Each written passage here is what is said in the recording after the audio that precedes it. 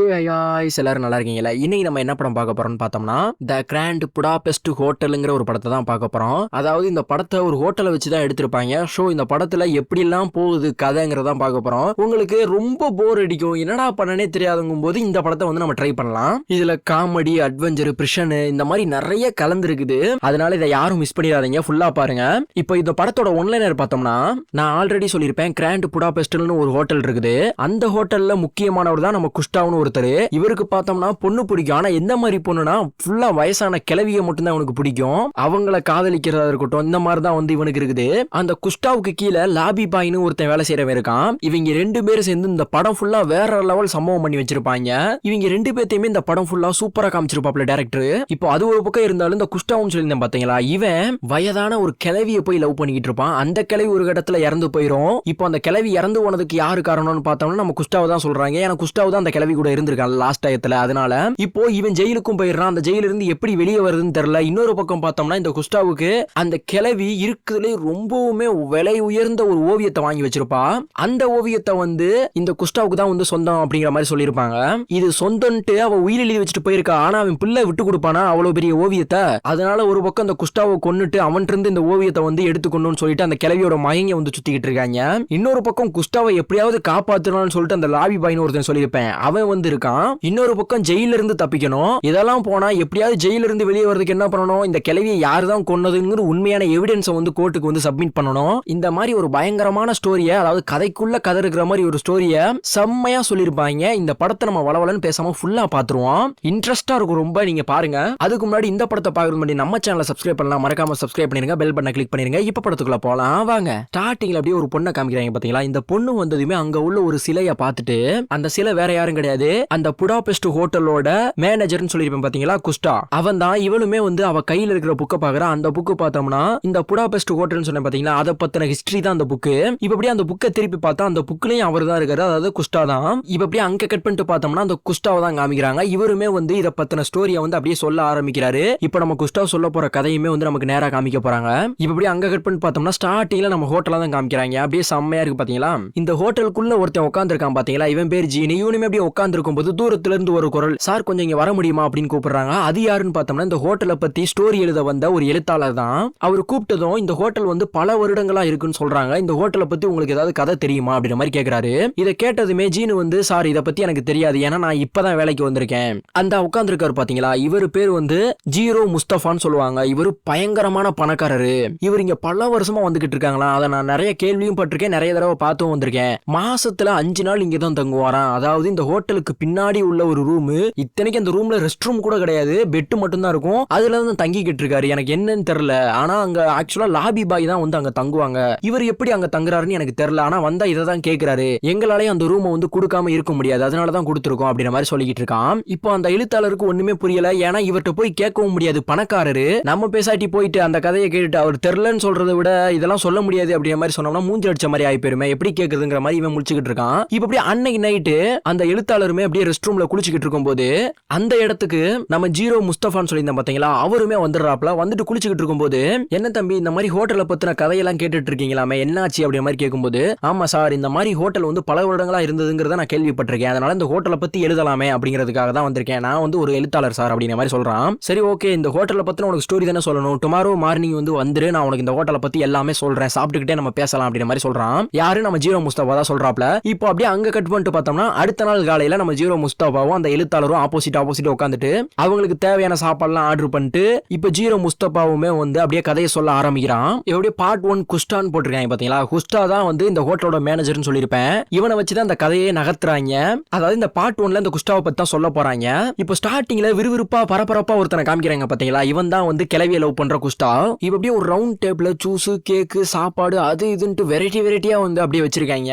இந்த வெரைட்டியா யாரு சாப்பிட போறான்னு பார்த்தோம்னா நம்ம குஸ்டாவ் லவ் பண்ற அந்த கிளவி, இவங்க ரெண்டு பேத்துக்கும் தான். இவங்களுமே அப்படியே டேபிள்ல உட்காந்து அப்படியே பேசிக்கிட்டு இருக்காங்க. ஆக்சுவலா கிளவிக்கு வந்து ஒரு கல்யாணம் ஆயிருச்சு, கல்யாணம் ஆகி புருஷன் விட்டுட்டு போயிட்டான்னு சொல்லிட்டு வயசான காலத்துல சும்மா இருக்கணுமா இல்லையா வீட்டுல, இல்ல எனக்கு இன்னொரு புருஷன் வேணும் அப்படின்னு சொல்லிட்டு இவளுமே வந்து லவ் பண்ணிக்கிட்டு இருக்கான் இவனை. இப்ப இந்த கிளவியோட பேரு மேடம். இவங்களுமே அப்படியே ரொம்ப நேரம் பேசுறாங்க. பேசும்போது நம்ம ஹீரோவுமே கையை பிடிச்சிட்டு, என்னாச்சு கை ஒரு மாதிரி சுருங்கி போயிடுச்சு அப்படின்ற மாதிரி சொல்லிக்கிட்டு இருக்கான். அப்ப அந்த கிளவியுமே வயசான கையில இருந்து கால் வரைக்கும் எல்லாம் சுருங்கத்தானே செய்யும் அப்படிங்கிற மாதிரி சொல்லிக்கிட்டு இருக்கா. அப்ப அந்த குஸ்டாவுமே, எனக்கு இந்த சுருங்கல் வந்து கொஞ்சம் கொஞ்சம் பிடிக்கல, ஒரு மாதிரி தான் இருக்குது அப்படின்ற மாதிரி சொல்லிட்டு இருக்கான். உனக்கு ஒரு மாதிரி இருக்குதுன்னா விட்டுக்கோ, நீ அந்த கையை பார்க்காத அப்படின்ற மாதிரி சொல்லிடுறாவா. இப்ப இவங்க பேசி முடிச்சுட்டு இந்த கிளவியை காரை ஏத்தி விடுறதுக்கு வந்து போயிடுறாங்க. ஏன்னு பார்த்தோம்னா இந்த கிளவியோட வீடு எங்கேயோ இருக்குது. முக்கியமா இந்த கிளவி பயங்கரமான பணக்காரி.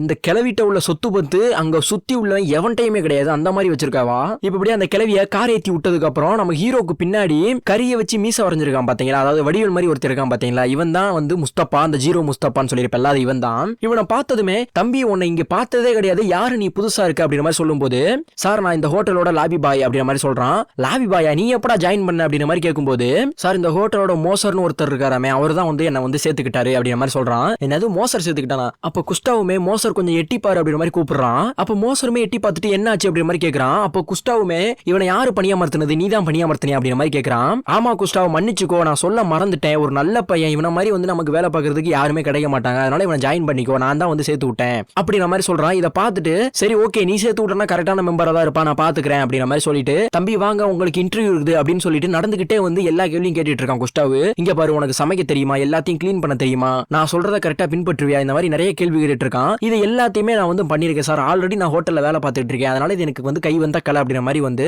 ஜீரோவுமே வந்து சொல்றான். சரி ஓகேப்பா, நீ வந்து இன்டர்வியூல பாஸ் ஆயிட்டா அப்படின்ற மாதிரி சொல்றான். இப்படி இன்னொரு பக்கம் பார்த்தோம்னா ஒரு கேக்கு கடையில பயங்கரமா கேக்க மூஞ்சிலெல்லாம் பூசிட்டு நான் வேலை பாப்பண்டா அப்படின்ற மாதிரி சொல்ற மாதிரியே இருக்குது பாத்தீங்களா. இவ பேரு வந்து அகதா. இவளும் இந்த படத்துல ஒரு பாட் தான், அதனாலதான் இவளை சொன்னேன். இப்ப இவளுமே ஆர்டர் பண்ற கேக்க கொடுக்கறதுக்கு இவளுமே வந்து அப்படி சைக்கிள் எடுத்துட்டு அப்படியே கடை கடையா போறா. இன்னொரு பக்கம் பார்த்தோம்னா நம்ம ஜீரோன்னு சொல்லியிருந்தேன் பாத்தீங்களா, அவனுமே வந்து கரெக்டான டைமுக்கு காலையில ஆனா கரியில மீசையை வரைஞ்சிட்டு ட்ரெஸ் பண்ணிட்டு பயங்கரமா போயிட்டு அவனும் வேலையை பார்க்க ஆரம்பிச்சிடறான். இப்ப அப்படியே அங்க கட் பண்ணோம்னா பார்ட் 2 தான் காமிக்கிறாங்க.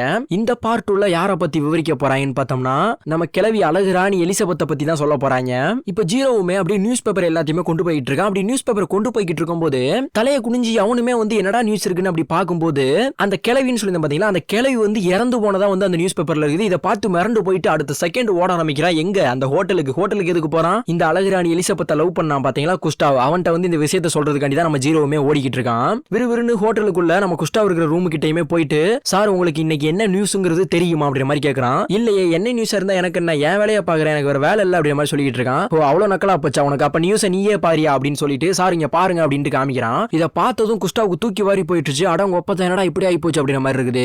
இப்போ உடனடியா ஜீரோவை பார்த்துட்டு இங்க பாரு, ஒன்னால வந்து ட்ரெஸ் எல்லாம் எவ்வளவு சீக்கிரத்துல பேக் பண்ண முடியும் அப்படின்ற மாதிரி கேட்கறான். சார் ஒரு 5 நிமிஷத்துல வந்து நான் பேக் பண்ணிடுறேன் சார் அப்படின்னு சொல்றான் நம்ம ஜீரோவுமே. இதை பார்த்த குஸ்டாவுமே சரி ஓகே நீங்க கொஞ்சம் வேமா பண்ணுங்க, நம்ம இங்க இருந்து உடனே வந்து என்னோட லவ்வர் வீட்டுக்கு வந்து நம்ம போறோம் அப்படின்ற மாதிரி சொல்றான். இப்ப பேக் பண்ணிட்டு இவங்களுமே வந்து ட்ரெயின்ல போய்கிட்டு இருக்காங்க. ட்ரெயின்ல போய்கிட்டு இருக்கும்போது அந்த அழகு ராணி எலிசபெத்தை பத்தி புகழ்னு புகழ்ந்துகிட்டு இருக்கான். சரி ஒரு நல்ல பொண்ணா இருந்தாவது சரி, அவங்க எப்படி இருக்காங்க, இவங்க இப்படி இருக்காங்க, அவங்க இப்படி பண்ணாங்க அப்படி பண்ணாங்க சொல்றதை கேட்கலாம். போய் லவ் பண்றது கிளவி, இந்த கதையை வேற நீ என்கிட்ட வந்து ஆர்வமா சொல்றியாங்கிற மாதிரி தான் நம்ம லாபி பாய் ஜீரோ வந்து கேட்டுட்டு இருக்கான். இப்படி கேட்டுட்டே போய்கிட்டு இருக்கும்போது ட்ரெயினையுமே வந்து ஒரு இடத்துல ஸ்டாப் பண்ணிடுறாங்க. அந்த இடத்துல ஸ்டாப் பண்ணதுமே நிறைய போலீஸ்காரங்க வந்துட்டு உங்களோட பாஸ்போர்ட்டை வந்து செக் பண்ணணும், கொஞ்சம் காமிங்க அப்படின்னு சொல்லிட்டு நம்ம குஸ்டாவோட பாஸ்போர்ட்டையுமே செக் பண்றாங்க. செக் பண்ணி அந்த பாஸ்போர்ட்ல கரெக்டா இருக்கிறத பார்த்துட்டு ரெண்டாவது நம்ம லாபி பாய் ஜீரோ கிட்டையுமே வந்து பாஸ்போர்ட்டை வந்து கேக்குறாங்க. அப்ப இவனுமே வந்து ஒரு பேப்பரை கொடுக்குறான். அந்த பேப்பரை பார்த்துட்டு நீ என்ன அகதியா இங்க வந்திருக்கியா அப்படின்னு சொல்லிட்டு, தம்பி நீங்க மட்டும் கொஞ்சம் வெளியே இருந்து வாங்கப்பா அப்படிங்கிற மாதிரி சொல்றாங்க போலீஸ்காரங்க. இதை பார்த்த குஸ்டாவுமே சார் இங்க பாருங்க, அவன் அகதியா இருந்தாலும் நம்ம நாட்டோட ரத்த சம்பந்தப்பட்டவன், அதனால இவனை இதுக்காண்டிலாம் வந்து இவனை கைது பண்ணி பிடிச்சிட்டுலாம் போக முடியாது, வாய்ப்பே கிடையாது அப்படிங்கிற மாதிரி தடுத்துக்கிட்டு இருக்கான். இதை பார்த்த போலீஸ்காரங்களுமே என்னைய தடுப்பியா அப்படின்னு சொல்லிட்டு குஸ்டாவுமே அப்படியே அந்த ட்ரெயின்ல நங்குன்னு முட்டை வைக்கிறாங்க. இதை பார்த்த குஸ்டாவோட சிசையம் பிள்ளை சும்மா இருப்பான், அதாவது நம்ம ஜீரோ தான் சொல்றேன், அவனும் வந்து அடிக்கிறான். ஆனா அவனையும் முட்டை வச்சிடறாங்க. நல்ல வேலை அந்த நேரத்துல ஒரு பெரிய ஆபீசரான ஹெங்கல்ங்கிற ஒரு ஆர்மி மேன் தான் வரான். ஆக்சுவலா இவங்க எல்லாருமே ஆர்மி மேன் தான், நான் தான் போலீஸ்காரன்னு சொல்லிட்டேன் சாரி. அவர் வந்ததுமே நம்ம குஸ்டாவை பார்த்துட்டு உங்க பேர் குஸ்டாவ் தானே, நீங்க தானே ஒரு பெரிய ஹோட்டல்ல வந்து மேனேஜரா இருக்கீங்க அப்படின்ற மாதிரி சொல்றான். பரவாயில்ல உங்களை பத்தி நான் நிறைய கேள்விப்பட்டிருக்கேன் அப்படின்ற மாதிரி சொல்றான் அந்த போலீஸ்காரன். அப்ப குஸ்டாவுமே அந்த ஹெங்கல்ங்கிற ஆர்மி மேன்ட்ட இந்த விஷயத்தை வந்து சொல்றான், இப்படி ஆகி போச்சு அப்படின்ற மாதிரி சொல்லும் போது, டே உங்களுக்கு இதெல்லாம் பிரச்சனையாடா, ஏன்டா இவங்களை பிடிச்சி தொந்தரவு பண்ணிட்டு இருக்கீங்க, வாங்கடான்னு சொல்லிட்டு இருக்கிற போலீஸ் எல்லாத்தையுமே வந்து அந்த ஹெங்கல்ங்கிற ஆர்மி மேன் வந்து கூட்டி போயிடுறான். ஆக மொத்தத்துல இவங்க 2 பேரும் மூக்குலையும் வத்த சட்னி வந்ததுதான் மிச்சம். இப்ப ட்ரெயின்ல இருந்து டாக்ஸி மூலியமா அந்த ஒரு கிளவி வீட்டுக்குமே போயிடுறாங்க. கிளவி வீட்டுக்கு போயிட்டு அந்த கிளவியுமே பாத்துறான். இந்த குஸ்டாவ் கிளவிய பார்த்ததும் அவனுக்கு கை காலு ஓடல. ஐயோ இவ்வளவு அழகா இருக்கியே, இவ்வளவு அழகா பார்த்தது இல்லையே, நீ நடிகை மாதிரி இருக்கியே அப்படின்ட்டு செத்து போன பணத்தை பார்த்து ரசிச்சுக்கிட்டு இருக்க அந்த குஸ்டாவு. இப்ப ரசிச்சு முடிச்சதெல்லாம் போகுதுன்னு சொல்லிட்டு இவங்களுமே வந்து விறுவிறுன்னு ஒரு இடத்துக்கு மேல ஏறி போறாங்க. இவங்க எங்க போறாங்கன்னு பார்த்தோம்னா இந்த வீட்டுக்கு மேல அந்த கிளவி வந்து உயில் எழுதி வச்சுட்டு போயிருக்கும் பாத்தீங்களா, அதோட சொத்தெல்லாம் வந்து யாருக்கு உரிமை இருக்குது அப்படின்ட்டு அது சம்பந்தப்பட்ட பேச்சுவார்த்தை தான் மேல நடந்துகிட்டு இருக்குது. அந்த இடத்துக்கு போகணும்னு சொல்லிட்டு இவங்க 2 பேருமே போறாங்க. அந்த இடத்துல பார்த்தோம்னா ஏகப்பட்ட பேர் உட்கார்ந்துருக்காங்க. அப்ப ஒருத்தர் நிறைய உயிரெல்லாம் தூக்கிட்டு வர்றாரு பாத்தீங்களா, இவர் வேற யாரும் கிடையாது, இவர் தான் வந்து பொதுவான தான் ஒரு வக்கீல். இவருமே அந்த பெட்டில இருந்து ஒவ்வொரு பேப்பரா எடுத்து ரீட் பண்ணிக்கிட்டு இருக்காரு. அப்படி ரீட் பண்ணிக்கிட்டு இருக்கும்போது நான் முதலையே சொல்லியிருப்பேன் பல கோடிகள் இருக்கிற ஒரு ஓவியன்ட்டு. அந்த ஓவியம் யாருக்கு சொந்தமானதுன்னு பார்த்தோம்னா கிராண்ட் புடாபெஸ்ட் ஹோட்டலோட மேனேஜரான குஸ்டாவுக்கு தான் சொந்தமானது அப்படிங்கிற மாதிரி போட்டிருக்குது. இதை கேட்டதும் யாருக்கும் ஒன்றும் புரியல. என்னடா பெத்த மகனை விட்டுட்டு யாருக்கும் எழுதி வச்சிருக்கா அப்படிங்கிற மாதிரி தான் அவனோட மகனுக்கு இருக்குது, இவங்க எல்லாத்துக்குமே இருக்குது. அப்ப குஸ்டாவுமே இங்க பாருங்க, என் பேர் தான் குஸ்டாவ், நான் தான் அந்த ஹோட்டலை வச்சிருக்கேன், நான் தான் அந்த ஹோட்டலோட மேனேஜர், எனக்கு தான் அந்த ஓவியம் சொந்தமானதா அப்படிங்கிற மாதிரி கேட்கறான். இதை பார்த்த அந்த கிழவியோட மகங்க இருக்காங்க பாத்தீங்களா, அதுல ஒருத்தன் வரான் பாத்தீங்களா, இவன் பேர் டெமிட்ரி. பயங்கரமான வில்லன். எப்படியாவது இந்த கிழவியோட சொத்தை நமக்கு சொந்தமாக்கிடும்ட்டு இந்த படம் எண்டிங் வரைக்கும் போராடிக்கிட்டே இருப்பான். ஆனா போராடியாவது அந்த சொத்து இவனுக்கு கிடைச்சிச்சாங்கிறத நம்ம பார்க்க போறோம். இப்போ அந்த டெமிட்ரின்னு சொன்ன பாத்தீங்களா, அவனுமே வந்துட்டு இங்க பாரு, நீ யாருன்னே தெரியாது, உனக்குலாம் எங்க அம்மா வந்து சொத்து எழுதி வச்சிருக்க மாட்டாங்க, ஃபர்ஸ்ட் இங்க இருந்து கிளம்பு, உன்னை யார் இங்க வர சொன்னது அப்படிங்கிற மாதிரி கேட்கும்போது, நான் இந்த சொத்துக்காகலாம் வரல, நான் என்னோட காதலியை பார்க்க தான் வந்தேன் அப்படிங்கிற மாதிரி சொல்றான். என்னது, அது உன் காதலியா, ஃபர்ஸ்ட் நீ வெளியே போட அப்படின்னு சொல்றான். ஆனா குஸ்டாவ் போக மாட்டான். அவனும் எதிர்த்து பேசுறதுனால டெமிட்ரி குஸ்டாவோட மூஞ்சிலே ஒரு குத்து வைக்கிறான். அவனுமே கீழே விழுந்துறான். என்னடா என்னோட பாசையா குத்துற அப்படின்னு சொல்லிட்டு நம்ம ஜீரோ வந்து டெமிட்ரிய குத்துறான். அவன் கீழே விழுந்துறான். என்னடா என்னோட தலைவனையை அடிச்சிட்டியா அப்படின்னு சொல்லிட்டு டெமிட்ரியோட சிசிஎம்புல இருப்பான் பாத்தீங்களா, அவன் நம்ம ஜீரோவை அடிச்சிடறான். அடிச்சு அவன் கீழே விழுந்துறான். இப்போ அங்க இருந்து நம்ம ஜீரோவும் குஸ்டாவும் இவங்க ரெண்டு பேருமே அங்க இருந்து ஒரு ரூமுக்குள்ள போய் பேசிக்கிட்டு இருக்காங்க. இங்க வர்றா, இப்படியே விட்டோம்னா அந்த டிராயிங் நமக்கு தர மாட்டாங்க, என்னோட காதலி அது எனக்கு தான் எழுதி வச்சிருக்கான், நம்ம அதை எட்டு போயிடும் அப்படின்னு சொல்லிட்டு இவங்க ரெண்டு பேருமே அந்த டிராயிங் இருக்கு பாத்தீங்களா, அந்த ஒரு இடத்துக்கு போயிடுறாங்க. ஆக்சுவலா இந்த டிராயிங்கை பார்த்தாலே கொஞ்சம் புதுசா தான் இருக்கும். இந்த டிராயிங்கோட பேர் என்னன்னு பார்த்தோம்னா பாய் வித் ஆப்பிள்ங்கிறது தான் இதோட பேரு. இவங்களுமே சேர போட்டு அந்த ஒரு டிராயிங்கை வந்து எடுத்துட்டு இன்னொன்னு இவங்களா வரைஞ்ச ஒரு டிராயிங்கை மாட்டி விட்டு போயிடுறாங்க. இப்போ அந்த வீட்டிலேயே வந்து ஒரு சின்ன ஹோட்டல் மாதிரி ஒன்று இருக்கும் எல்லாத்துக்கும் சாப்பாடு செய்யறதுக்காண்டி. ஏன்னா அவ்வளவு பெரிய வீடு, அவ்வளவு பெரிய பணக்காரங்க போது இருக்கும்ல, அதுக்கான மேனேஜர் இருப்பார் பாத்தீங்களா. அந்த மேனேஜர் யாருன்னா நம்ம குஸ்டாவுக்கு தெரிஞ்சவர் தான். அவருமே அந்த ஒரு டிராயிங்கை வாங்கி அந்த கிளவி எழுதின மாதிரியே இவங்களா ஒரு உயிரை எழுதி அந்த டிராயிங்குள்ள வச்சு அதையுமே வந்து பேக்கப் பண்ணி நம்ம ஹீரோ கார்ல ஏறி அங்கிருந்து கிளம்பும் போது நம்ம ஹீரோ டீம் கொடுத்துடுறான். இவங்களுமே அங்கிருந்து கிளம்பிடுறாங்க. இப்ப ட்ரெயின்ல போய்கிட்டே இருக்கும்போது நல்லா தூங்கிட்டு இருக்காங்க. தூங்கிட்டே இருக்கும்போது குஸ்டாவ் டப்புன்னு எழுந்து ஜீரோ பக்கத்துல உட்காந்துட்டு, இங்க பாரு, இந்த பெயிண்டிங்கை மட்டும் விச்சேன்னு நினைச்சுக்கேன், பல கோடிக்கு போகும், அதுல உனக்கு 1.5% வந்து உனக்கு அமௌண்ட் வந்து தந்துடுறேன் அப்படி மாதிரி சொல்றான். சரி ஓகே சார் ஓகே சார் சொல்லிட்டு இருக்கும்போது, உனக்கு இது பத்துமா, உனக்கு இது ஓகே தானா, உனக்கு ஹாப்பி தானா அப்படின்ட்டு குஸ்டா கேட்டு இருக்கான். என்னடா இத்தனை தடவை கேட்கறாதான், ஓகேன்னு சொல்லியாச்சு, இத்தனை தடவை கேட்கறானே, சரி கொஞ்சம் கூட்டி கேட்போம் அப்படின்னு சொல்லிட்டு, சார் எனக்கு 10% வேணும் அப்படி மாதிரி சொல்றான். என்னது 10%? தம்பி உனக்கு இதுவே அதிகம், 1.5% அதிகம், உனக்கு இதுக்கு மீறல அமௌண்ட் வந்து தர முடியாது, அதனால நீ இதையே வாங்கிக்கோ அப்படின்னு சொல்லிட்டு படுத்துறான். அடங்கொய்யால நீ தானடா கேட்ட, என்கிட்ட நானடா வந்து உன்கிட்ட கேட்டேன் அப்படின்ற மாதிரி தான் இருக்குது நம்ம ஜீரோக்குமே. இப்படி அங்க கட் பண்ணிட்டு பார்த்தோம்னா இவங்க ரெண்டு பேருமே புடாபெஸ்ட் ஹோட்டலுக்கு வந்துடுறாங்க. இங்க வந்துட்டு திறக்கவே முடியாத ஒரு லாக்கர்ல அந்த ஒரு பெயிண்டிங்குமே வச்சு லாக் பண்ணி விட்டுறாங்க. லாக் பண்ணிட்டு இருக்கும்போது முதலாளி உங்களை தேடி போலீஸ்காரங்க எல்லாம் வந்திருக்காங்க, நீங்க என்னன்னு வந்து கீழே பாருங்க அப்படிங்கிற மாதிரி சொல்றாங்க.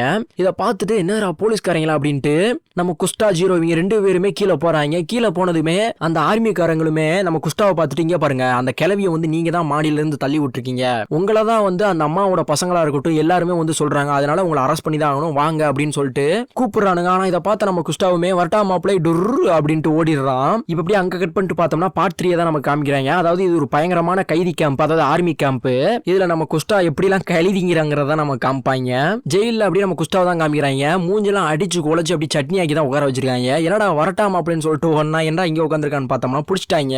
இவனுக்கு ஆப்போசிட்ல யாரு உட்காந்துருக்கான்னு பார்த்தோம்னா நம்ம ஜீரோ தான். அப்போ ஜீரோவுமே சொல்றான், இங்க பாருங்க முதலாளி, இதுக்கெல்லாம் நீங்க வந்து கவலைப்படாதீங்க, வக்கீல் ஜாக்ஸை வந்து பார்த்தேன், அவர் வந்து நான் சொல்ற உண்மையை யார்கிட்டையும் சொல்லக்கூடாதுன்னு சத்தியெல்லாம் வாங்கி ஒரு உண்மையை சொன்னாரு, அது என்ன உண்மைங்கிறது சொல்றேன், நீங்களே ஆடி அசந்து போயிருவீங்க அப்படின்ற மாதிரி சொல்றான். அது வேற ஒண்ணும் கிடையாது முதலாளி, அந்த கொலையை வந்து நீங்க பண்ணல, அந்த கொலையை பண்ணது நம்ம உங்க காதலி வீட்டுக்கு போகும்போது செர்ச்சின்னு ஒருத்தர் இருந்தான் பாத்தீங்களா, அவன் தான் வந்து அந்த கிளவியை வந்து மாடியில இருந்து கீழே தள்ளி விட்டேங்கிற மாதிரி உண்மையை வந்து சொல்லியிருக்காரு. ஆனா அதுதான் உண்மைங்கிறது 90% வந்து முடிவாயிருச்சு. இதுக்கப்புறம் நீங்க இந்த ஜெயில இருந்து எப்படியாவது நீங்க தப்பிச்சு தான் வரணும், தப்பிச்சு வந்ததுக்கு அப்புறம் தான் அந்த 10% உண்மைங்கிறத வந்து நம்ம நிரூபிக்க முடியும் அப்படிங்கிற மாதிரி சொல்றான். நம்ம குஸ்டாவுக்கு ஒண்ணுமே புரியல. பரவாயில்லையே, லாபி பாயா இருந்தவன் லாடு பாயா ஆயிட்டானே, பரவாயில்ல நமக்கு எல்லா உதவியும் பண்றானே அப்படிங்கிற மாதிரி தான் இருக்குது இவனுக்கும். அப்ப நம்ம ஜீரோவுமே முதலாளி அதெல்லாம் இருக்கட்டும், ஃபர்ஸ்ட் நீங்க இங்க இருந்து எப்படியாவது தப்பிச்சு வெளியே வந்துருங்க அப்படிங்கிற மாதிரி சொல்றான். இப்படி அங்க கட் பண்ணிட்டு பார்த்தோம்னா இன்னொரு பக்கம் அந்த டெமிட்ரியோட கையாளுன்னு சொல்லி பாத்தீங்களா, அவனுமே அந்த வக்கீல் ஜாக்ஸ் இருக்கான் பாத்தீங்களா, அவனோட தங்கச்சி வீட்டுக்கு வந்திருக்கான். வந்துட்டு இங்க பாரு, நீ ஜாக்ஸோட தங்கச்சி தானே, அவர் எங்க இருக்காருன்னு இப்ப எனக்கு தெரியணும் அப்படிங்கிற மாதிரி சொல்றான். இல்ல அவர் எங்க போனாருன்னு எனக்கு அதெல்லாம் தெரியாது, என்கிட்ட கேட்காதீங்க அப்படிங்கிற மாதிரி சொல்லிடுறா. இன்னொரு பக்கம் அந்த ஹோட்டல்ல குஸ்டாவ் இல்லாதனால அந்த ஹோட்டலை மேனேஜ் பண்றது நீயா தான் இருக்கணும் அப்படின்ட்டு ஜீரோட்ட வந்து சொல்லியிருப்பான். ஜீரோவுமே அந்த விஷயத்தை எல்லாத்தையுமே வந்து அந்த ஹோட்டல்ல வந்து நிறைய பேர் வேலை செய்வாங்களா, அவங்க எல்லாத்தையுமே நிக்க வச்சு அவங்க முன்னாடி நம்ம ஜீரோவுமே வந்து சொல்லிக்கிட்டு இருக்கான், அந்த ஹோட்டலோட பொறுப்பு இதுக்கப்புறம் என்னோடது அப்படிங்கிற மாதிரி சொல்லிக்கிட்டு இருக்கான். இது எல்லாத்தையுமே வந்து குஸ்டாவ் நம்ம மேனேஜர் தான் வந்து என்கிட்ட சொல்ல சொன்னாரு அப்படிங்கிற மாதிரி இவனுமே சொல்றான். இன்னொரு பக்கம் ஜெயிலுக்குள்ள நம்ம குஸ்டாவுமே வந்து கைதிகளுக்கு எல்லாத்துக்கும் சாப்பாடு கொடுக்கலாம் அப்படின்ட்டு சாப்பாடை வந்து எட்டு போவான். இவன் சாப்பாடை ஏன் எட்டு போறானா எந்த கைதியோட ரூமுக்குள்ள அதிகமான மெம்பர் இருக்காங்களோ அவங்கள வச்சு தான் நம்ம தப்பிக்க முடியும் அப்படிங்கிற மாதிரி இவன் ஒரு பிளான போட்டுறான். இப்போ ஃபர்ஸ்ட் ஒரு கைதியோட ரூமுக்குள்ள போறான். போயிட்டு சாப்பாடு வேணுமான்னு கேக்குறான். அங்க 3 பேர் தான் இருக்காங்க. அதுவும் ஒருத்தன் தரையை சுரிஞ்சுக்கிட்டு இருக்கா, இன்னொருத்தன் என்னென்னமோ பண்ணிக்கிட்டு இருக்கான் வித்தியாசமா. அப்ப சாப்பாடு வேணுமான்னு கேட்கும்போது அங்க உள்ள ஒரு மொட்டையை மட்டும் வந்து சாப்பாடை மட்டும் வாங்கிட்டு போயிடுறான். சரி இவங்க வந்து வேலைக்கு ஆக மாட்டாங்க அப்படின்ட்டு அடுத்த ஒரு ரூமுக்குள்ள போறான். அங்க பார்த்தோம்னா ஜிம்ல ஒர்க் அவுட் பண்ற மாதிரி ஒர்க் அவுட் பண்ணிக்கிட்டு இருக்காங்க. சரி இவங்களும் வேலைக்கு ஆக மாட்டாங்கன்னு அடுத்த ரூமுக்குள்ள போறான். அங்க பார்த்தோம்னா ஒரு 4ல இருந்து ஒரு 5 பேர் கிட்ட இருக்காங்க. இத பார்த்துட்டு இதுதான்டா சரியா வரும் அப்படின்ட்டு குஸ்டாவுமே ஒரு கேக் டப்பா இட்டு வந்திருப்பான். அந்த டப்பாவுமே வந்து இங்க பாருங்க நீங்க எல்லாருமே கேக் சாப்பிடுங்க அப்படின்னு சொல்லிட்டு அந்த கேக்கையுமே 4ஆ வெட்டுவான். வெட்டணுமே ஆளுக்கு பாதி பாதி எடுத்து சாப்பிட்டுருவாங்க. சாப்பிட்டு முடிச்சதுக்கு அப்புறம் சரி ஓகே நான் போயிட்டு வரேன் அப்படின்ட்டு போகும்போது இவன் போனாலும் அவங்க விட மாட்டாங்க. ஹே படி கொஞ்ச நேரம் உட்காரு, ஒரு நிமிஷம் உட்கார்றா அப்படின்னு சொல்லிட்டு கதவை மூட்டு வந்து நம்ம குஸ்டாவ் சொல்ற விஷயத்தை எல்லாத்தையுமே அந்த உள்ள இருந்த கைதியை வந்து சொல்றாங்க. இங்க பாருங்க நம்ம இங்க இருந்து தப்பிச்சிடலாம், அதுக்கு நீங்க தான் உதவணும், நீங்களும் வந்து தப்பிக்கக்கூடிய ஆள் மாதிரி தான் இருக்குது அப்படிங்கிற மாதிரி சொல்லிட்டு இருக்காங்க. ஏன்னா உங்களை பத்தி நாங்க கேள்விப்பட்டோம் அதனாலதான் சொல்றேன், வேற ஒண்ணும் கிடையாது அப்படிங்கிற மாதிரி சொல்லிட்டு இப்ப தப்பிக்கிறதுக்கான பிளான் எல்லாமே வந்து நம்மால சொல்லுவாப்ல அப்படின்னு ஒருத்தர் கை காமிக்கிறாங்க. அது யாருன்னு பார்த்தோம்னா நல்லா உடம்பு ஃபுல்லா கஜினி படத்துல சூர்யா பேரும் அது இதுன்னு எழுதி வச்சிருப்பான் பாத்தீங்களா, அந்த மாதிரி எழுதி வச்சு ஒரு மொட்டையை உட்காந்துருக்கான் பாத்தீங்களா. இவன் தான் சொல்றான் இங்க பாருங்க இந்த பில்டிங்க்கு மேல 72 ஆர்மி மேனும் கீழே 60 ஆர்மி மேனும், அதுவும் இல்லாம இந்த ஜெயில சுத்தி ரொம்பவுமே ஸ்ட்ரிக்டான நிறைய ஆபீசர்கள்லாம் இருக்காங்க. அதெல்லாம் நீங்க இருந்து தப்பிச்சு போறது கொஞ்சம் கஷ்டம் தான். தப்பிச்சு போறதுக்கு நிறைய விஷயங்கள்லாம் தேவைப்படுது. ஏணியா இருக்கட்டும், சின்ன சின்ன கருவியா இருக்கட்டும், இது எல்லாமே நம்ம ரெடி பண்ணணும். அது மட்டும் கிடையாது, எல்லாருமே இந்த ஜெயிலுக்குள்ள இருந்து போனதுக்கு அப்புறம் உடுமாத்துக்கு ட்ரெஸ்ஸா இருக்கட்டும், ஒட்டு தாடி ஒட்டு மீசையா இருக்கட்டும், அதே மாதிரி முக்கியமா நம்ம ஜெயிலுக்குள்ள இருந்த நாத்தம் தெரியாததுக்கு செண்டு பாட்டில் எடுத்துக்கோங்க அப்படிங்கிற மாதிரி சொல்லிட்டு இருக்காங்க. யாராவது இருந்தா கொண்டு கூட வர சொல்லிக்கோங்க அப்படிங்கிற மாதிரி சொல்றாங்க. இப்போ இவங்க இப்படிலாம் பிளான போட்டுறாங்க. இன்னொரு பக்கம் பார்த்தோம்னா நம்ம ஜீரோ முஸ்தபா வயசானதுக்கு அப்புறம் அந்த ஹோட்டல்ல ஒரு எழுத்தாளர் கிட்ட இந்த ஹோட்டலை பத்தின வரலாறை வந்து சொல்லிக்கிட்டு இருப்பாரு பாத்தீங்களா, அந்த சீனை தான் காமிக்கிறாங்க. அப்ப நம்ம ஜீரோ முஸ்தபாவுமே ரொம்பவுமே அழுகுறாரு. அப்ப எழுத்தாளருமே ஏன் சார் அழுகுறீங்க அப்படிங்கிற மாதிரி கேட்கும்போது இல்ல உங்ககிட்ட நான் எல்லா கதையும் சொன்னேன், ஆனா என்னோட லவ்வர் கதையை வந்து சொல்லல பாத்தீங்களா, நான் ரொம்பவுமே அன்பு பாசம் எல்லாமே வச்சிருந்த என்னோட அகதா கதையை வந்து சொல்லல பாத்தீங்களா அப்படிங்கிற மாதிரி சொல்லிக்கிட்டு இருக்கான். என்ன சார் அகதாவா, அது யாரு அப்படின்னு கேட்கும்போது அதுதான் என்னோட லவ்வர், இருங்க நான் சொல்றேன் அப்படின்ட்டு அதையுமே வந்து சொல்றான். அவ ரொம்பவுமே அழகானவ, அவள மாதிரி பாசம் எதுவுமே வைக்க முடியாது, என்ன மாதிரியே கஷ்டப்படுறதா அவளும், என்ன பத்தின விஷயங்கள் எல்லாமே தெரிஞ்சு என்ன ஏத்துக்கிட்டவா அப்படி இப்படின்ட்டு சொல்லிட்டு இருக்கான். லவ் பண்ண ஸ்டார்டிங்ல நம்ம ஜீரோவும் அகதாவும் எப்படி இருந்தாங்கிறத ஒரு விசுவலுக்கே வந்து போயிடுறாங்க.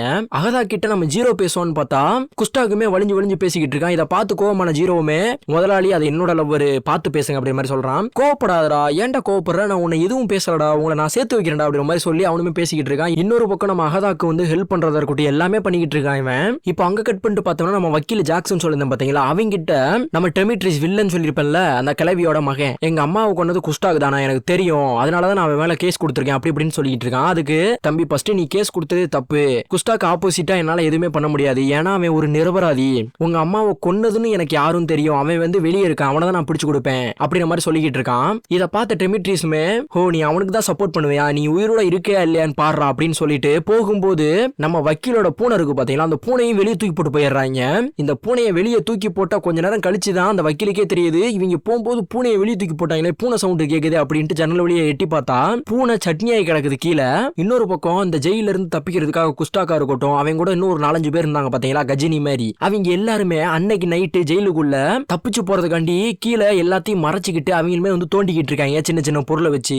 இன்னொரு பக்கம் ஜீரோ அகதா கூட அகதா ரூம்லயே இருந்துகிட்டு அகதா நான் உன்ட்ட வந்து உன்னை மறைச்சிட்டேங்கிறத விட இதை வந்து உன்ட்ட சொல்லியே ஆகணும், இந்த ஹெல்ப் நீ பண்ணி தான் ஆகணும் எங்களுக்காண்டி அப்படிங்கிற மாதிரி சொல்றான். அது என்னன்ட்டு கேட்கும்போது என்னோட முதலாளி வந்து நிரபராதி, அவரு வந்து தேவையில்லாம வந்து ஜெயிலுக்குள்ள கழி தின்னுகிட்டு இருக்காப்ல, அந்த நாதேரியை எப்படியாவது வெளியே எடுக்கணும், அதுக்கு நீ தான் உதவி செய்யணும், நான் வந்து அவரை கூப்பிட்டுட்டு வந்துருவேன், கூப்பிட்டுட்டு வரும்போது பல கோடி மதிப்பிலான ஒரு பெயிண்டிங் இருக்குது, அது யாரு பெயிண்டிங் பார்த்தோம்னா என்னோட முதலாளி வந்து ஒரு கிளவியை லவ் பண்ணிக்கிட்டு இருந்தான், அவனோட பெயிண்டிங் தான். அந்த பெயிண்டிங் வந்து புடாபெஸ்ட்ங்கிற ஹோட்டல்ல தான் இருக்குது, அந்த ஹோட்டல்ல ஒரு லாக்கர்ல இருக்குது, அந்த லாக்கருக்கான பாஸ்வேர்டா இருக்கட்டும் இது எல்லாமே வந்து இந்த சின்ன பேப்பர்ல இருக்குது, இதை பூத கண்ணாடியை வச்சு பார்த்தா மட்டும்தான் அந்த பாஸ்வேர்டு எல்லாமே தெரியும், அதனால இதை நீ கையில வச்சுக்கோ, நீ இந்த உதவியை பண்ணணும் கண்டிப்பா பண்ணியே ஆகணும் அப்படிங்கிற மாதிரி சொல்லிட்டு இருக்கும்போது இவன் மாட்டேன்னு சொல்றா. இவன் மாட்டேன்னு சொல்லிட்டு இருக்கும்போது ஒரு பக்கம் என்னடா ரூம்ல என்னடா நடந்துகிட்டு இருக்குது அப்படின்ட்டு நம்ம அகதாவோட கேக்கு முதலாளி இருப்பாரு பாத்தீங்களா, அவர் வந்துடுறாப்ல, வந்தது இவன் மேல ஏறிடுறான். இவர் போனதுக்கு அப்புறம் தலையை மட்டும் வெளியே நீட்டி அகதா நீ இந்த ஹெல்ப்பை எனக்காண்டி நீ பண்ணி தான் ஆகணும், நம்ம உண்மையா லவ் பண்ண நீ பண்ணு அப்படின்னு சொல்லிட்டு அந்த ஒரு பிட்டு பேப்பர் மாதிரி இருக்கு அதை கீழே போட்டுட்டு இவனுமே வந்து மேல கூடி ஏறி தப்பிச்சு போயிடுறான் இப்படி ஒரு வழி அங்கிருந்து. இன்னொரு பக்கம் இந்த வக்கீல் ஜாக்சன் சொல்லி பாத்தீங்களா, அவனுமே அவன் இருக்கிற இடத்துல இருந்து அப்படியே கிளம்புறான். இவன் கிளம்பி போறது எல்லாத்தையுமே டெமிட்ரியோட கையாளுன்னு சொல்லி பாத்தீங்களா, அவனுமே வந்து வேவ் பாத்துக்கிட்டு இருக்கான் இந்த வக்கீல் வந்து எங்க தான் போறான் அப்படிங்கிற மாதிரி. இப்போ இந்த வக்கீல் வந்து ட்ரெயின் ஏறான், ட்ரெயினுக்கு பின்னாடி அவனும் வரான், இப்படியே ஃபாலோ பண்ணிக்கிட்டே இருக்கான். லாஸ்ட் இந்த வக்கீல் வந்து ஒரு பெரிய பெரிய பில்டிங் மாதிரி இருக்குது. அந்த ஒரு பில்டிங்குள்ளேயுமே போறான். இவன் எதுக்கு போறான்னு பார்த்தோம்னா, நம்ம குஸ்டாவ் இருக்கான் பாத்தீங்களா, அவனை வந்து வெளியே கொண்டு வந்து அவனுக்கு நீதி கிடைக்கிறதுக்கு காரணமா இருக்கிறவன் இவன் தான். இப்ப இவன் போனா தான் குஸ்டாவுக்கு வந்து நீதி கிடைக்கும். அப்படி இல்லைன்னா அந்த கிளவியை கொண்டது யாருன்னு உண்மை தெரிஞ்சு போயிடும். இப்ப இந்த உண்மையை மறைக்கணுங்கிறதுக்காண்டி தான் நம்ம டெமிட்ரியோட கையால பின்னாடியே போறான். அந்த ஒரு கில்லருமே பின்னாடி வந்துகிட்டே இருக்கான்னு சொல்லி இவருமே பின்னாடி பார்த்து எல்லா ரூமுக்குள்ளேயும் புகுந்து வெளியே போலான்ட்டு கதவு கிட்ட போயிட்டு சரி யாராவது வராங்களான்னு திரும்பி பார்ப்பான் பாத்தீங்களா. பார்க்கும்போது அந்த ஒரு கில்லருமே டப்புன்னு கதவு போட்டுவான். கதவு பூட்டினதுல வக்கீல் ஜாக்ஸோட வரல் எல்லாமே துண்டு துண்டா கீழே விழும். அவ்வளவுதான், கோழி காலு மாதிரிதான். இப்ப அந்த ஜாக்ஸையுமே உள்ள போட்டு குமுறு குமுறு குமுறி கொன்னு புட்டு கீழே கிடக்கும் பாத்தீங்கன்னா ஜாக்ஸோட ஒரு 5 விரல், அந்த விரல் அப்படியே வாரி பைக்குள்ள போட்டு அவனுமே வந்து அந்த இடத்த விட்டு காலி பண்ணிடுறான். இன்னொரு பக்கம் பார்த்தோம்னா நம்ம குஸ்டாவ் கூட இன்னும் நிறைய பேர் வந்து தப்பிக்கிறதுக்கு பிளான் போட்டாங்க பாத்தீங்களா. ஜெயில இருந்து அவங்களுமே தப்பிக்கிறதுக்காண்டி தோண்டி வச்சிருப்பாங்க பாத்தீங்களா குழி, அது மூலியமா தப்பிச்சு ஒவ்வொரு இடத்தையும் தாண்டி தாண்டி இவங்க வந்துடுறாங்க. இவங்க தப்பிக்கிறதுக்காண்டி அந்த ஜெயிலுக்குள்ளே 2-3 பேர் எக்ஸ்ட்ரா வந்து வச்சிருக்காங்க. அப்படியே ஏணிப்படி எடுத்துட்டு அங்கிருந்து கீழே இறங்குறாங்க. கீழே இறங்கும் போது இன்னொரு ஜெயில் ரூம்ல இருந்து ஒருத்தன் பார்த்துட்டு செக்யூரிட்டி இருக்கீங்களா இவங்க தப்பிச்சு போறாங்க பாருங்க அப்படின்னு சொல்லிட்டு இருக்கான். இத பார்த்த அதே ரூமுக்குள்ள இருக்கிற ஒருத்தன் மொட்டையன் அவனை தள்ளி விட்டு நீங்க போங்க அப்படிங்கிற மாதிரி சொல்றான். இது யாருன்னு தெரியுமா, நல்லா பாருங்களேன், இவனுக்கு தான் நம்ம குஸ்டாவ் வந்து சாப்பாடு கொடுத்துருப்பாப்ல. அந்த நன்றி விசுவாசத்தை தான் இவர் காமிச்சிட்டு இருக்காரு போல. இப்படி அங்கிருந்து கிளம்பி போலீஸ்காரங்க எல்லாரும் படுத்திருக்காங்க. ஆனா அவங்களையும் தாண்டி எப்படியோ ஒரு வழியா வந்துடுறாங்க. இந்த வடிவேல் ஒரு படத்துல ஜெயில் கம்பியை கையாலே கழட்டுவான் பாத்தீங்களா, அந்த மாதிரி இவங்க எல்லாரும் சேர்ந்து கையாலேயே வந்து கம்பியை கழட்டி அங்கிருந்து வந்து தப்பிக்கலான்னு பார்த்தா கீழே நிறைய போலீஸ்காரங்க ஒரு ரூமுக்குள்ள இருக்காங்க. இதை பார்த்துட்டு நம்ம கைதியை சும்மா இருப்பாங்களா, அதுல ஒருத்தன் உள்ள குதிச்சு எல்லாத்தையுமே கத்தியால குத்துன்னு குத்தி கொன்னுறான். சரி இவன் குத்துனா, ஆனா இவன ஒரு போலீஸ்காரன் அவன் ஜாகும்போது அவனை குத்துட்டான். ஆஜத்தால ஒன்ன விட மாட்டேன் அப்படின்ற மாதிரி குத்தி போட்டான். சரி அவ்வளவுதான், வந்தது தலப்பாவோட போயிருச்சுட்டு நம்ம போவோம், நம்மளாவது தப்பிப்போம் அப்படின்ட்டு அங்கிருந்து கிளம்பி எப்படியே ஒரு வழியா வெளியே வந்துடுறாங்க. இன்னொரு பக்கம் இவங்க வெளியே வருவாங்கன்ட்டு நம்ம குஸ்டாவோட லாபி பாய் ஜீரோன்னு சொல்லி பாத்தீங்கன்னா அவன் வெளியே வெயிட் பண்ணிட்டு இருக்கான். ஒரு வழியா இவங்களும் வெளியே வந்துடுறாங்க. இப்ப வெளியே வந்ததுக்கு அப்புறம் நம்ம குஸ்டாவ் கூட இருக்காங்க பாத்தீங்களா அந்த 3 பேர். அவங்க வந்து இங்க பாருங்க எங்களுக்கு கார் வந்துருச்சு, நாங்க போறோம் குஸ்டாவ் நான் சொல்றத மறந்துடாத, இங்க இருந்து நீ பாத்து போய்க்கோ, நாங்க கிளம்புறோம் அப்படின்னு சொல்லிட்டு இவங்க கார்ல போயிட்டு இவங்களை அப்படியே டோட்டலா மாத்திக்கிறது அளவுக்கு என்னென்னலாம் பண்ணணுமோ அந்த மாதிரி மேக்கப்ல இவங்க வந்து காருக்குள்ள பண்ணிட்டு அவங்களுமே கிளம்பிடுறாங்க. இன்னொரு பக்கம் நம்ம குஸ்டாவுமே நம்ம ஜீரோவை பார்த்துட்டு இங்க பாருப்பா, ஒட்டுறதுக்கு தாடி மீச, இந்த நாத்தம் எடுக்காததுக்கு ஸ்மெல்லா இருக்கட்டும், ட்ரெஸ்ஸா இருக்கட்டும், இது எல்லாத்தையுமே எட்டு வந்தே அப்படின்னு கேட்கும்போது ஐயோ மறந்துட்டு நம்ம முதலாளி மன்னிச்சுக்கோங்க முதலாளி அப்படின்னு சொல்றான். என்னப்பா மன்னிச்சுக்கோன்னு இப்ப சொல்லி வேஸ்ட் தானே, இப்ப நான் வெளியே போனா என்ன கண்டுபிடிச்சிருவாங்களே, இந்த நாத்தமே போதும் என்ன கண்டுபிடிக்கிறதுக்கு, நான் டோட்டலா என்ன மாத்திக்கிட்டா மட்டும் தான் என்ன அடையாளம் தெரியாம இருக்கும். ஏன்னா இது சின்ன பிரச்சனை கிடையாது, பெரிய பிரச்சனை. நான் எதுல போனாலும் எல்லா இடத்துலயும் இந்த ஆர்மி மேன் இருப்பாங்க, என்ன பண்ண சொல்றேன், இப்ப நான் வெளியே போனாலும் என்ன பிடிச்சி உள்ள போட்டுருவாங்க, உள்ள போறதுக்கு நான் சாகிறதே மேல அப்படின்ற மாதிரி சொல்லிட்டு இருக்கான். உனக்கெல்லாம் கஷ்டத்தை பத்தி என்ன தெரியும் அப்படின்ற மாதிரி திட்டுன்னு திட்டினே இருக்கான். அப்ப நம்ம ஜீரோவுமே முதலாளி எனக்கும் கஷ்டம்னா என்னன்னு தெரியும், என்ன வந்து இப்படி பேசாதீங்க அப்படின்னு சொல்லிட்டு எங்க அப்பாவும் அம்மாவும் வாரில தான் இறந்து போனாங்க, எங்க அப்பா அம்மா என்ன தப்பு செஞ்சாங்க, வாரில இறந்து போயிட்டாங்க, எனக்கு படிக்கிறதுக்கு கூட காசு கிடையாது, சாப்பிடுறதுக்கு காசு கிடையாது, நான் சின்ன பையன், நான் வந்து எல்லாத்துட்டையும் கொஞ்சம் கொஞ்சமா வேலை செஞ்சுதான் படிச்சு அப்படிதான் நான் வந்து இங்க வேலையை வந்தேன், நான் இப்பவுமே அகதியா தான் இங்க வந்தேன், அகதியா இருக்கிறது தெரியக்கூடாதுங்கிறதுக்காண்டி தான் உங்க ஹோட்டல்லே வேலைக்கு சேர்ந்தேன், என்ன போயிட்டு நீங்க இப்படி சொல்லிட்டீங்களா முதலாளி அப்படின்ட்டு ரொம்பவுமே வருத்தப்படுறான். இதை பார்த்த குஸ்டாவுமே ஐயோ சாரி ஜீரோ மன்னிச்சுக்கோ, இதுக்கப்புறம் உனக்காக மட்டும் தான் நான் இருப்பேன், உனக்கு என்ன வேணாலும் பண்ணுவேன், எல்லா சொத்தையும் உனக்கு தான் எழுதி வைப்பேன், நீ இதுக்கப்புறம் கஷ்டப்பட வேணாம், அகதி நினைக்காத, உனக்காண்டி நான் இருக்கேன் அப்படின்னு சொல்லிட்டு ஆறுதெல்லாம் பேசிட்டு இருக்கான். ஒரு பக்கம் போலீஸ்காரங்க விசில் சவுண்ட் கேட்க ஆரம்பிச்சிருது, அவங்களுமே தேட ஆரம்பிச்சிட்டாங்க. இதை பார்த்து வா நம்ம உடனே இங்க இருந்து கிளம்பணும் அப்படின்ட்டு அங்க இருந்து ரொம்ப தூரம் ஓடி போயிட்டு ஒரு டெலிபோன் பூத்து இருக்குது, அதுக்குள்ள போயிட்டு நம்ம குஸ்டாவுமே அவனோட ஹோட்டல்ல மோசர்னு ஒருத்தர் இருந்திருப்பாரு, அதாவது நம்ம லாபி பாய் ஜீரோ வந்து வேலைக்கு சேர்த்து விட்டுருப்பாரு பாத்தீங்களா, அவர்கிட்ட கால் பண்ணி எனக்கு இந்த மாதிரி ட்ரெஸ் வேணும், வண்டி வேணும், நான் இங்க இருந்து தப்பிக்கணும், நான் ஜெயில இருந்து வெளியே வந்துட்டேன், இந்த மாதிரி எல்லா டீடைலும் சொல்லிக்கிட்டு இருக்காரு. சொல்லி முடிச்சிட்டு வச்சுட்டு இவங்க 2 பேருமே பேசிக்கிட்டு இருக்காங்க. இன்னொரு பக்கம் பார்த்தோம்னா அந்த மோசர் இருக்காரு பாத்தீங்களா, அவர் இன்னொருத்தர் சொல்ல, இன்னொருத்தர்கிட்ட சொல்ல, இப்படி போன் போய்கிட்டே இருக்குது. எதுக்காகன்னு பார்த்தோம்னா நம்ம குஸ்டாக்கையும் நம்ம ஜீரோவையும் காப்பாத்துறதுக்காண்டி தான். இன்னொரு பக்கம் இவங்க தப்பிச்ச இடத்துல ஆர்மி மேன் வந்து ஊடுருவி இவங்க இப்படிதான் தப்பிச்சிருக்காங்க தெரிஞ்சுக்கிட்டு அந்த டெமிட்ரியோட கையாளுன்னு சொன்ன பாத்தீங்களா, அவன் டைமே வந்து இந்த விஷயத்தை எல்லாத்தையுமே சொல்றாங்க. இப்ப எல்லாருமே வந்து 4 பக்கம் வந்து கண்டுபிடிக்க ஆரம்பிச்சிட்டாங்க. ஒரு பக்கம் நம்ம குஸ்டாவ் சொன்ன மாதிரி அந்த மோசருங்கிற ஒரு கார் எட்டு வந்துடுறாப்ல, இந்த கார்ல இப்ப 3 பேருமே போய்கிட்டு இருக்காங்க தப்பிச்சு. போய்கிட்டு இருக்கும்போது மோசருமே இங்க பாரு குஸ்டா, உன் ட்ரெஸ் ரொம்பவுமே நாத்தம் அடிக்குது, இந்த வாசனை திரவியத்தை கொஞ்சம் அடிச்சுக்கோ, அப்படின்னா தான் உன்னை கண்டுபிடிக்க முடியாது அப்படின்ட்டு ஒரு செண்டையுமே கொடுப்பான். அந்த செண்டை எடுத்து நம்ம குஸ்டாவுக்குமே வந்து 4 பக்கம் அடிச்சுக்கிறான். அடிச்சு முடிச்சுட்டு இந்த ஜீரோ நீயும் அடிச்சுக்கோ, இது உனக்கும் நல்லது அப்படின்னு சொல்லிட்டு 2 பேருமே மாத்தி மாத்தி அடிச்சுக்கிறாங்க. இப்ப அடிச்சு முடிச்சுட்டு அந்த கார்ல இருந்து இறங்கி அங்க வர ட்ரெயின்ல ஏறி அங்க இருந்து ட்ரெயின்ல போய்கிட்டு இருக்காங்க. ஒரு பக்கம் இவங்க ட்ரெயின்ல போறாங்க, இன்னொரு பக்கம் ட்ரெயின் நிக்கும் பாத்தீங்களா அந்த ஸ்டேஷன் ஃபுல்லா ஆர்மி மேன் தான் ஃபுல்லா செக் பண்ணிட்டு தான் இருக்காங்க. இன்னொரு பக்கம் அந்த டெமிட்ரின்னு சொல்லிருப்பேன் பாத்தீங்களா, அவனுமே வந்து அந்த டிராயிங் இருக்கும் பாத்தீங்களா அந்த ஒரு இடத்துக்கு வந்து பாக்குறான். அப்ப வந்து பாக்கும்போது அந்த பாய் வித் ஆப்பிள் டிராயிங் இருக்கிற வேண்டிய இடத்துல காமெடியான ஒரு டிராயிங் வச்சிருப்பான்னு சொன்னேன் பாத்தீங்களா, அந்த ஒரு டிராயிங் தான் இருக்குது. இதை பார்த்து மிரண்டு போயிட்டு என்னடா டிராயிங் இது கேவலமா இருக்குது அப்படின்ட்டு கண்டிப்பா அந்த டிராயிங் குஸ்டாவும் எடுத்துக்கணும், இவனை கண்டுபிடிச்சே ஆகணும் போகணும் ஒரு பக்கம் இவனும் தேட ஆரம்பிச்சிருவான். இன்னொரு பக்கம் நம்ம ஜீரோ வந்து அவனோட ஆளு அகதா கிட்ட வந்து இந்த ஒரு டிராயிங் இந்த இடத்துல இருக்கு, அதை நீ கரெக்டா இட்டு வரணும் நாங்க சொல்ற இடத்துக்கு அப்படின்னு சொல்லிப்போம் பாத்தீங்களா. அதுக்கு அவளுமே வந்து பெட்டி பிடிக்கலாம் கட்டி ரெடி ஆயிடுறா. ஆக்சுவலா இதுக்கப்புறம் என்ன செய்ய போறாங்கிறதான் பயங்கரமா இருக்கும். இன்னொரு பக்கம் நம்ம குஸ்டாவும் ஜீரோ இவங்க ரெண்டு பேருமே ஒரு பெரிய மவுண்டன்ல வந்து நின்னுகிட்டு இருப்பாங்க. அப்படி நின்னுட்டு இருக்கும்போது இவங்களுக்கு பின்னாடி இருந்து ஒரு வயசானவர், ஹலோ நீங்க தானே போடாபெஸ்ட் ஹோட்டலோட மேனேஜர் குஸ்டாவு, நீங்க கேபிள் கார்ல வந்து போகணும் இப்போ அப்படிங்கிற மாதிரி சொல்றாங்க. இதை கேட்டதுமே இவங்களுமே வந்து கேபிள் கார்ல வந்து போக ஆரம்பிச்சிடுறாங்க. இப்படி போகும்போது right side and left side ரெண்டு கேபிள் காருமே வந்து ஒன்னா கரெக்டா ஒரே இடத்துல நிக்குது. அப்படி நிக்கும் போது இன்னொரு கேபிள் காருக்குள்ள இருந்து நம்ம குஸ்டாவ் ஜீரோ இருக்கிற கேபிள் காருக்குள்ள வந்துட்டு, இங்க பாருங்க நீங்க தான் வந்து போடாபெஸ்ட் ஹோட்டலோட மேனேஜர் குஸ்டாவ் தானே, நீங்க அந்த கேபிள் கார்ல ஏறிக்கோங்க அப்படின்னு சொல்லிட்டு நம்ம குஸ்டாவும் ஜீரோவும் அந்த கேபிள் கார்ல ஏறி போறாங்க. அங்க போய் பார்த்தா ஒரே பில்டிங் சுத்தி பனிமூட்டம் தான். என்ன பண்றதுன்னு தெரியாம இவங்களுமே நின்னுட்டு இருக்கும்போது அங்க இருந்து ஒரு ஜன்னலை திறந்து, ஹலோ நீங்க போடாபெஸ்ட் ஹோட்டலோட மேனேஜர் தானே நீங்க அப்படிங்கிற மாதிரி கேக்குறான். ஆமான்னு சொன்னதுக்கு அப்புறம் நீங்க இந்த ட்ரெஸ்ஸை போட்டு உள்ள வாங்க அப்படின்னு சொல்றான். இவங்களுமே வந்து அங்க கிறிஸ்டியன்ஸ் எல்லாம் வந்து ஜெபம் பண்றதுக்காக ஒயிட் கலர் ட்ரெஸ் போடுவாங்க பாத்தீங்களா, அந்த மாதிரி ஒண்ணு போட்டுக்கிறாங்க. போட்டுட்டு இவங்க ரெண்டு பேருமே போய் ஒரு இடத்துல நின்னுக்கிறாங்க.